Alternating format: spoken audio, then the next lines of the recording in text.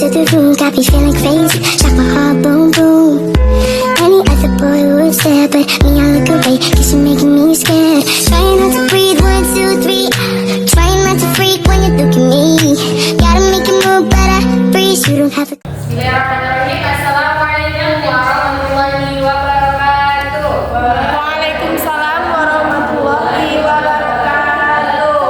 Innal hamdalillah nahmaduhu wa nasta'inuhu wa nastaghfiruh wa na'udzu billahi min shururi anfusina wa min sayyiati a'malina may yahdihillahu fala mudilla lahu wa may yudlil fala hadiya lahu.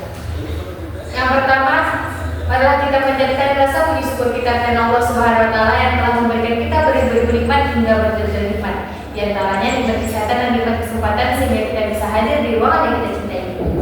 Yang kedua, salawat berkah salam guru kita yakni Nabi besar Muhammad SAW yang berlafazkan Allahumma sholli ala sayyidina Muhammad wa ala ali sayyidina Muhammad. Yang sama-sama kita hormati dosen pengampu kita Ibu Rifka Fatmara Putih MKS Psikolog dan yang saya sayangi teman-teman sekalian. Di sini kami akan mempresentasikan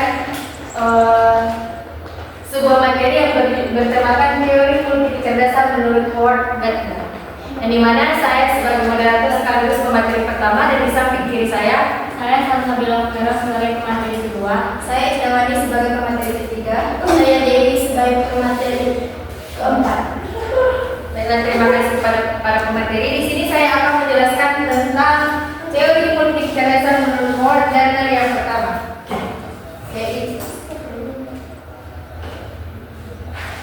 yaitu tentang teori kecerdasan linguistik, yang dimana kita ketahui kecerdasan linguistik adalah kemampuan untuk menggunakan bahasa secara efektif, baik dalam bentuk lisan maupun tulisan. Individu dengan kecerdasan ini cenderung mahir dalam berbicara, menulis, dan memahami bahasa, yang dimana kecerdasan linguistik ini adalah kecerdasan seseorang yang pandai untuk menulis, berbicara, dan sangat cenderung membuat novel. Nah, dimana sebagai kita anak bahasa Indonesia berarti kita cenderung dalam menulis dan juga berbicara. Nah, ada tujuannya yaitu kemampuan untuk menggunakan bahasa secara efektif. Yang dimana kita menggunakan bahasa secara efektif dan kita tidak mempunyai dan kita sangat bagus di dalam berbahasa dibandingkan orang-orang lain. Baik lisan maupun tulisan. Individu dengan kecerdasan ini mahir dalam berbicara, menulis, dan memahami bahasa. Seperti yang dikatakan Asma Nadia, yaitu salah satu pencipta novel yang terkenal. Nah, jadi itu mempunyai kecerdasan linguistik. Dan juga mereka cenderung menikmati kegiatan seperti membaca, menulis puisi, dan berdebat.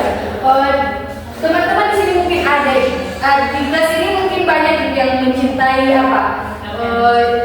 mencintai puisi. Jadi dia sering menulis puisi, membacakan puisi, malah mungkin dia sering ikut lomba berpuisi. Mungkin ada juga seperti Aisyah, Salsabila Agustina, Andri, itu kan ini menuliskan mereka mempunyai kecerdasan linguistik karena seseorang itu mempunyai kecerdasan masing-masing. Kecerdasan ini penting dalam komunikasi dan sering terlihat pada siswa yang unggul dalam mata pelajaran bahasa ya seperti kita. Yaitulah tentang pengertian sedikit pengertian kecerdasan linguistik yang akan dilanjutkan oleh pemateri kedua. Terima kasih kepada moderator. Saya akan melanjutkan materi tentang kecerdasan logis matematis. Kecerdasan logis matematis adalah kemampuan untuk berpikir secara analitis, di mana orang-orang yang memiliki kemampuan secara analisis dan logis ini memiliki kecerdasan seperti matematika dan berpikir. Contohnya, menganalisis data dan perhitungan. Biasanya orang-orang ini berkesinambungan di pekerjaan perkantoran. Nah, selanjutnya adalah kecerdasan spasial. Kecerdasan spasial adalah kemampuan untuk memahami dan memanipulasi ruang serta objek dalam 3 dimensi.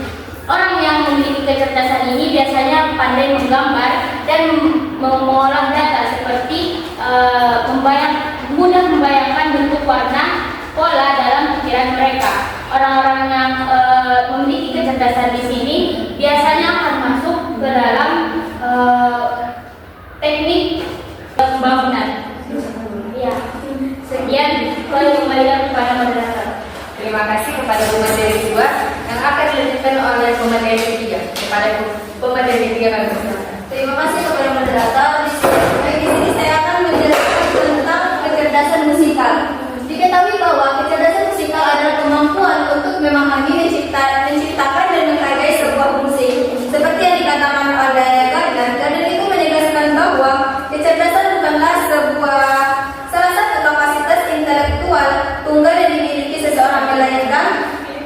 Terdapat 9 jenis kecerdasan yang berbeda. Orang dengan kecerdasan musikal cenderung berpikir dalam bentuk pola. Misalnya, mereka mencari pengalaman baru untuk meningkatkan pembelajaran mereka.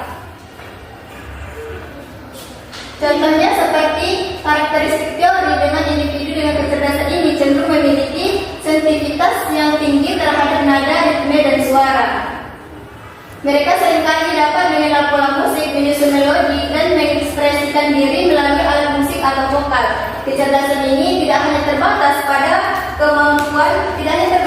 kemampuan bermain alat musik, tetapi juga mencakup pemahaman tentang struktur dan teori musik. Selanjutnya itu tentang kecerdasan kinestetik. Dapat diketahui bahwa orang-orang dengan kecerdasan kinestetik biasanya menikmati kegiatan yang melibatkan gerakan seperti berolahraga, menari, dan melakukan eksperimen fisik seperti gerakan. Ini adalah sebuah penghapus. Dari sini kita bisa menggerak-gerakan sebuah penghapus ini ada juga dinamakan dengan gerakan. Contohnya seperti menari atau melakukan eksperimen fisik. Seperti eksperimen fisik itu, misalnya kita menceritakan sebuah sejarah kepada seorang anak. Dari sejarah tersebut kita membuat sebuah drama. Dari drama tersebut kita akan melakukan anak tersebut seperti menggerakkan tubuhnya, terjatuh atau menari. Disitulah disebut dengan sebuah gerakan. Terima kasih, saya kembalikan kepada moderator. Ya, terima kasih kepada pemateri ketiga. Selanjutnya kecerdasan yang terakhir yang akan dijelaskan oleh pemateri keempat. Kepada pemateri keempat, Baik, terima kasih kepada moderator. Baik, di sini saya akan menjelaskan tentang kecerdasan interpersonal. Kecerdasan interpersonal, di mana kecerdasan interpersonal biasanya mudah banget memahami perasaan, motivasi, dan lingkungan di sekitarnya. Mereka jago banget berkomunikasi, membangun hubungan yang baik dan kerjasama dengan tim. Contohnya yang bisa saya ambil yaitu guru dan dosen. Mereka harus bisa memahami karakter muridnya yang berbeda dan tahu cara menyampaikan pelajaran yang efektif. Selanjutnya yaitu kecerdasan naturalis. Kecerdasan naturalis yaitu orang yang punya kecerdasan mudah banget sensitif dengan kondisi alam. Seperti mereka suka dengan flora, fauna, dan kondisi alam. Contohnya yaitu pecinta alam atau pendaki gunung. Orang yang suka dengan flora, fauna, dan kondisi alam. Sekian, saya kembalikan kepada moderator. terima kasih kepada pemateri keempat. Cukup sekian hasil presentasi kami. Kurang dan jalannya kami mohon maaf. Kepada Allah kami mohon ampun. Billahi bisa hak. Assalamualaikum warahmatullahi wabarakatuh.